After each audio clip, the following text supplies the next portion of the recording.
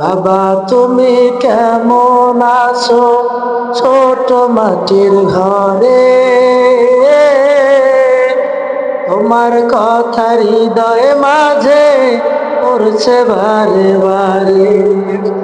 বাবা তুমি কেমন আছো ছোট মাটির ঘরে, তোমার কথা হৃদয়ে মাঝে পড়ছে বারে বারে। বাবা গো বাবা, বাবা গো বাবা, কত সন্তান কবরের কাছে যাইয়া বলবে বাবা কবরের ভিতরে কেমন আছেন জানি না।